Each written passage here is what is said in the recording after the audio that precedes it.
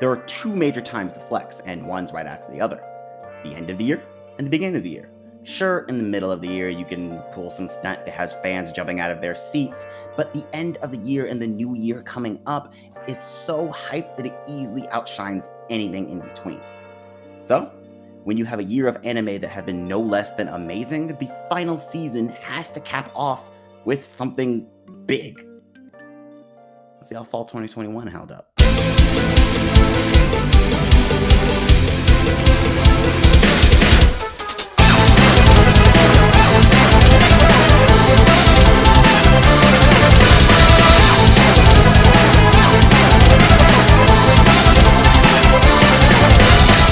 Yep. Anime is saved once again. After last season showing us that the studios needed at least one season off from making good shows, fall 2021 had them come back and release not only some of the best looking shows, but even more contenders of anime of the year. Like, at least 3 anime on this list deserve that title, and there are several runner-ups. I'm not even talking about continuations such as Mushoku Tensei and 86 that could basically held this season down on their own. Of course, we did have some shows that didn't do so well, in my opinion, but we'll get to all of that. So sit back, grab some snacks, and enjoy as I look back at 2021's final season of anime. Let's get into it.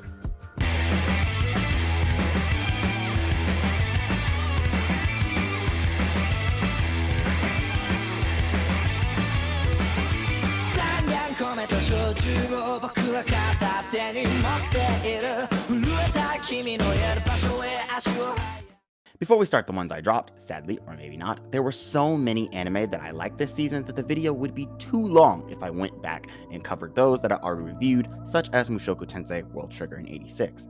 I did cover them in my Winter 2021 and Spring 2021 breakdowns respectively, so if you want me to get into why you should watch those shows, then go back and check out those videos. But long story short, they are amazing, and I only fell more in love with them this season.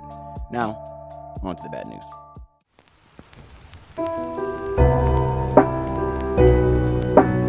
I used to be an anime fan that thought I had to finish every show I started just so I could prove to myself and the fans of that show that I genuinely didn't like it. That's why I sat through all of Fairy Tail. But as you grow as an anime fan and an adult who cares less and less what other people think, you realize, wait a minute, I can turn this shit off.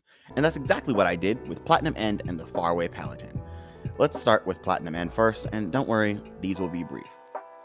Coming from the same team as Death Note, I didn't think this anime would be so well, how do I put this? In your face with the plot.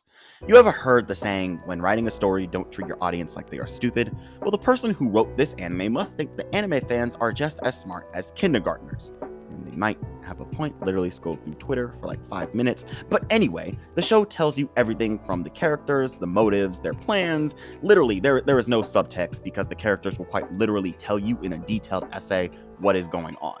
This kills the tension, it makes the story feel bland, and the characters feel like your everyday anime death game carbon cutouts. That and the show is Mirai Nikki, or The Future Diaries, meets Power Rangers, and the main character is even named Mirai. As for the Faraway Paladin, I guess I just don't like too generic isekai. Did a whole video on my love-hate relationship with isekai, and I think this one falls in the middle. The writing is not bad, the animation is and the mystery is kind of intriguing, but the world just doesn't do it for me.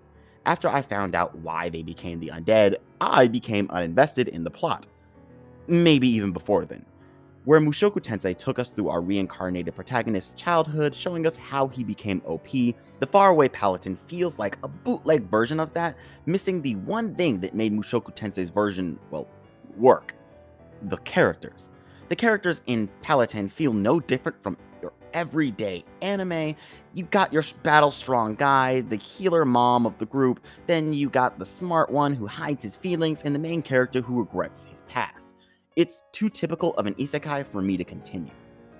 Sorry, not sorry.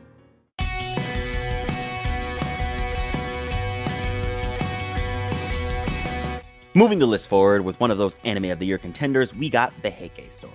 Okay. Hear me out. A lot of people slept on this anime, and by no means should you continue to do so. This anime feels like an old-style Japanese painting coming to life. In fact, it pretty much is. Being a political war drama based on a Japanese epic that is so deeply rooted in history that people still don't know who wrote it till this day, and the story is very old. like 1300s old. Basically, the story recounts two clans battling for the control of 1300s Japan, and boy, what a story it was. We see the anime through the eyes of our protagonist, Biwa, a girl who has the ability to see the future in one of her eyes.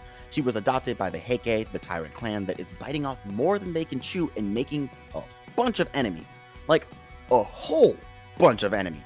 Because of this, Biwa sees their inevitable destruction, a future that she has no power to change, and she can only witness that the clan that she grows closer to daily slowly dies off. Now, this may sound sad as fuck to you, but trust me, it's not that bad because you know the anime is going to pull the whole "can she really change the future" plot on you, so the story isn't that tragic.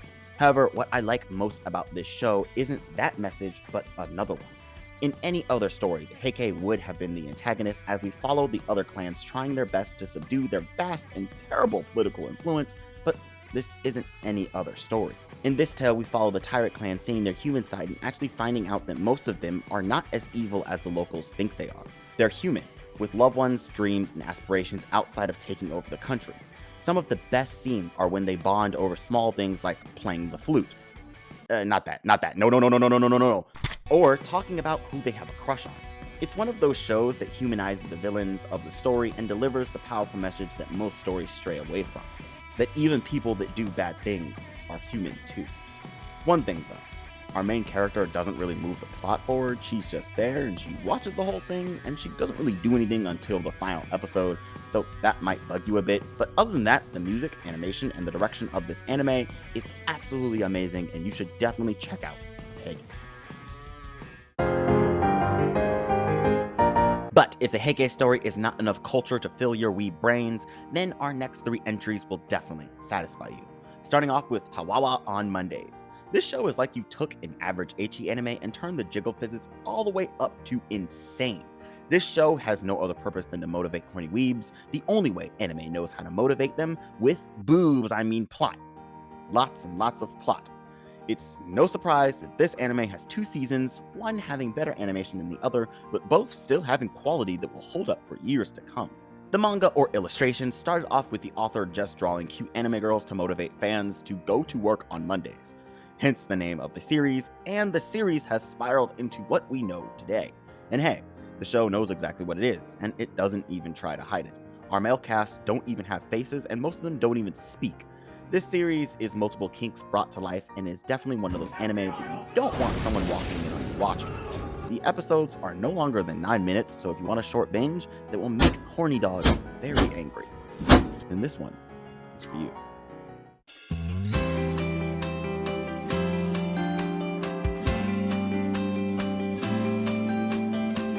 However, some of us classy weebs are not just horny, but horny for a certain someone. Don't worry, this season has you covered as well with the anime adaptation of Ganbare Doki-chan. The Twitter anime illustrators have been winning a lot this year because as a person who binge read the manga and followed the artist on every website possible right afterwards, I can say I am very proud of Yomu Sensei, especially since this is their second series to get an anime adaptation. Check out Miru Tights for some additional culture. Ganbare Doki-chan follows our overly adorable protagonist as she has eyes only for her coworker, Doki-kun. Yeah, I know the name game is terrible, but the anime isn't meant to be taken that seriously, thus issues a bunch of hilarious attempts to get this man to notice her. Little does she know he feels the same way, it's just that life and other women purposely get in the way. However, when the dust settles, he only has eyes for our Doki-chan, which leads to some of the cutest moments of the season. The episodes are only about 5 minutes long, and if you can't tell from looking at the screen, there is enough culture to please any ecchi fan. Ganbare Doki-chan isn't the best love story ever told, but it's a fun watch and a quick binge if you have some downtime. It excels because the show is cute and it knows it, so I highly recommend it.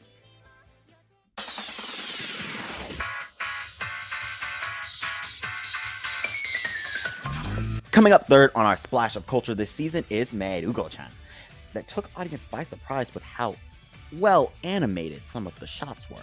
However, if you read the manga that this dark comedy is based off of, you would know that the staff simply elevated the fan service that the original author already had in there. That aside, Meruko-chan is one of those animes that has no need for its fan service parts because the show holds up on its own with its comedy and heartfelt storytelling. To be honest, I feel like I'm watching a writer who was inspired by Gintama by the way the show starts you off with laughing at the beginning of the episode, and by the end of the episode you are in tears. And if you have seen my 3 Gintama videos on this channel, you know that's one hell of a compliment I just gave this anime. There is a lot more to the show than meets the eye, which you will find out slowly through its episodic structure. It's one of those don't judge me by my first episode series, and our protagonist Miko is in the running for Anime Girl of the Year, with her whole tactic throughout the show simply being to ignore her problems. And you have to respect that she can look some of the most horrifying, some of the most terrifying demons in the face and keep walking like nothing happened.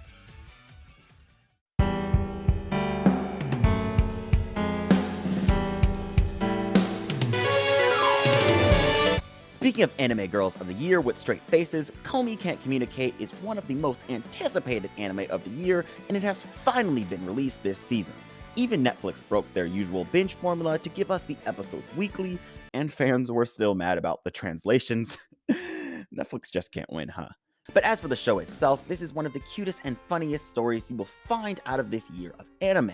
The manga has reached the rom-com New Gen Hall of Fame with shows like Nagatoro and Takagi-san, so I expected great things from this anime, and the staff did not disappoint.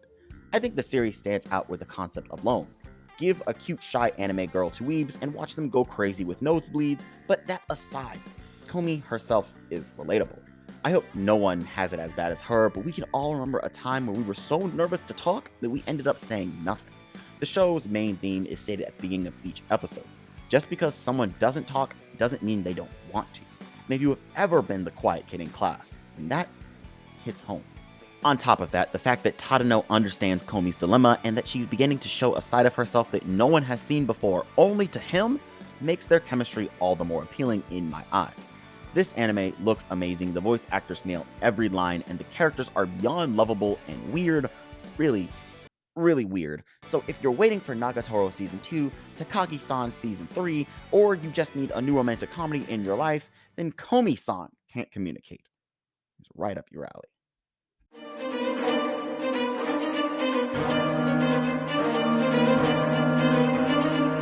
Speaking of romance anime,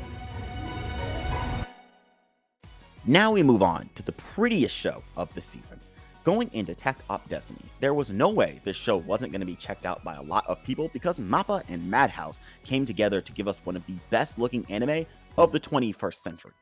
Too bad they dropped the ball when it came to storytelling, so they gave us the best looking disappointment of the 21st century, right along with God of High School. Okay, the story wasn't that bad, but it definitely wasn't good either. The concept is intriguing, but the execution was just bland. We have our main duo fighting monsters that are attracted to music, yet they continue to play music everywhere they go, and put the lives of innocent people in danger. In a soundproof bunker is one thing, but Tact literally played the piano in the middle of a town next to a child and almost got that boy killed. On top of that, the character of Lenny is getting his information from somebody on the phone. I guess we'll figure that out later, maybe not. And the villains are seriously just anime archetypes with different designs. It's no surprise when you find out that this anime is being used to promote an upcoming mobile game, because that's exactly what it feels like. Hey, come look at our cool animation, doesn't it make you want to play the game? Other than Fate Grand Order, this is a pretty solid mobile game adaptation. You can tell that the staff tried with what they had, and they really gave a damn about some of these characters. The moment where Destiny and Tact started to bond really stuck with me, and Destiny's whole character of, to enjoy life outside of just fighting was my favorite of the show. However, that's all the praise I can give the show outside of the animation. There's a reason the hype for this show dropped quickly, but hey, if you want to see the prettiest fight scenes all year outside of Demon Slayer, then this one is for you.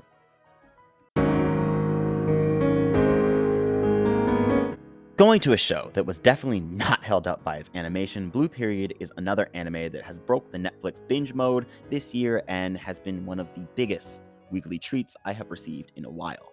A lot of manga readers were mad that the animation for the show didn't receive the Komi-san treatment, and yeah, the animation is average, but the story still holds up for me. Blue Period touches on a very specific and personal issue for me that makes me love the show even more.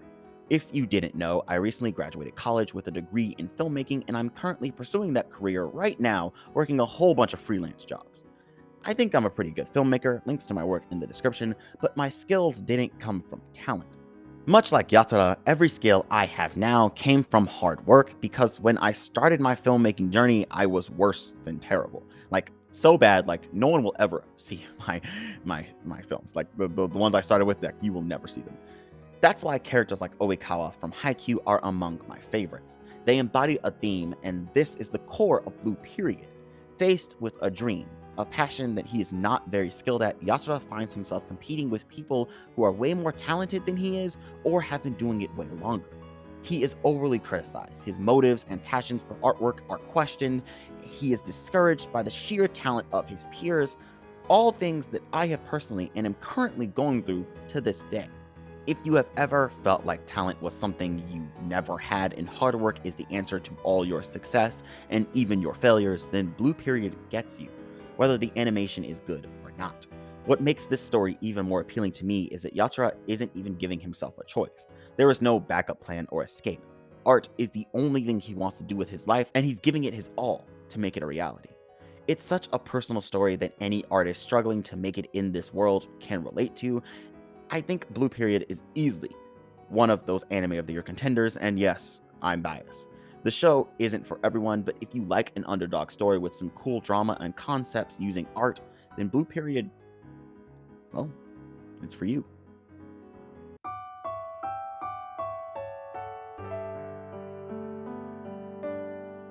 But if you're looking for something more laid back and my favorite rom-com of the season, then My Senpai is Annoying has got you covered.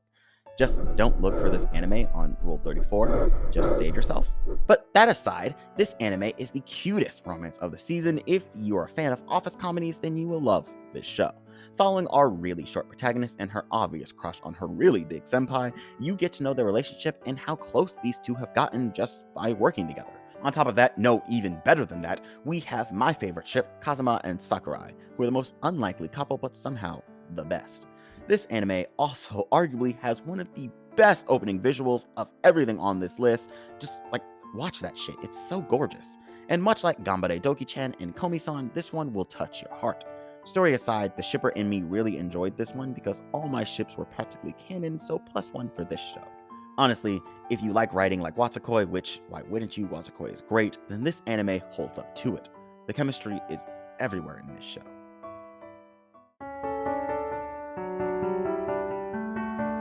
Speaking of chemistry, the relationship between the father and daughter duo with the crazy names has found its way on this list. Sakugan is one of those shows that hooks you with its first episode because the leading duo is just so fun to watch. Yes, the concept of the show is Made in Abyss meets Gurren Laggan, but the show stands out because of its bad CG. Wait, no, that's not right. It stands out because of its characters. Gamba and Memempu, yes, that's their names, are TV gold, having this weird relationship where the daughter is more like the parent until it comes to the emotional side of things. Sakugan was one of my favorites of this season because it had personality. Sure, it doesn't look as good as Tact Op Destiny, but the show has its own style, and the characters are not just some anime archetypes. My main problem with the show was that it was rushed. The story feels like a 24-episode anime that was crammed into 12 episodes, and we don't even have the full crew that's on the poster until episode 7, and the introductions of said crew members were all rushed to the extreme. The pacing of this show is awful, but the concepts and the characters make up for it because you have to see them complete their journey. This anime was sadly slept upon, though it was one of the best of the season, so if you have not checked out the best mecha adventure anime of 2021, then I highly recommend do just that.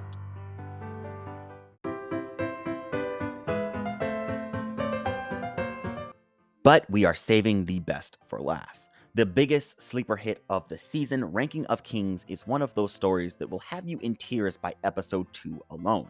And if you don't wish to give our smallest anime giant a big hug by the end of watching this show, then I got bad news for you. You're one heartless piece of shit. But in all seriousness, this show is easily the best of the season, and that's saying a lot because second place is tied with the rest of this list, besides Tact Op Destiny that forgot it needed a story with its animation. Ranking of Kings is one of those anime that takes its time fleshing out most of the characters with elaborate flashbacks to explain their motives, and for some reason all the episodes feel way too short. This anime is based off a manga that I never heard of, but I'm so glad that Studio Wit loved the source material so much that they took a chance on it. If you love underdog stories, then this one is for you, because our main character is probably one of the biggest underdogs in anime history. And yes, he's more of an underdog than Deku was, or is. Deku doesn't even have that bad of a life, like, come on. Look, this anime is underrated, but it really shouldn't be. And I could sit here and try to sell you on the fact that the animation is cleaner than Mr. Clean's bald head, or that the story is so rich with culture and world building that this might be Made in Abyss and One Piece fans' new favorite thing, or that the opening will easily make your playlist because the opening slaps, or the fact that it's an original fantasy concept that isn't an isekai. Yeah, I could sit here and list all those things, but come on. You don't need any of that to watch this show. All you need is Boji. Just look at him. Fucking adorable.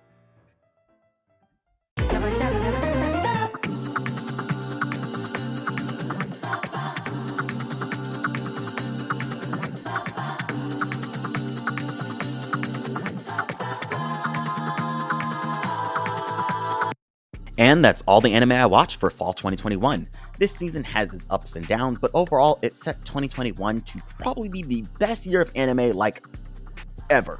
No, Demon Slayer is not on this list due to how late the show started, and I wanted to shine light on other anime that are not well known. But what are your thoughts on this season? 2021 was a great year for anime, and I'm curious to see which anime takes the title of Anime of the Year with all the award shows coming up. Odd Taxi is Anime of the Year, argue with yourselves. But that's all for me today. If you like this type of content, then be sure to subscribe, like, and share what you can. If you want more from us, then follow us on Twitter and go check out our Twitch. Thanks so much for watching, and as always, my friends, I'm RJ Lane, and this has been On the Rise.